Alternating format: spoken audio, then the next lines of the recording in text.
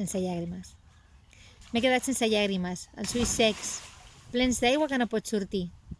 Desitjaria que marxessin, passar-les totes i omplir-me la cara del seu dolor, però no puc plorar, no m'està permès. Ningú no entendria que jo vessés llàgrimes en aquest moment. No és prou la meva felicitat?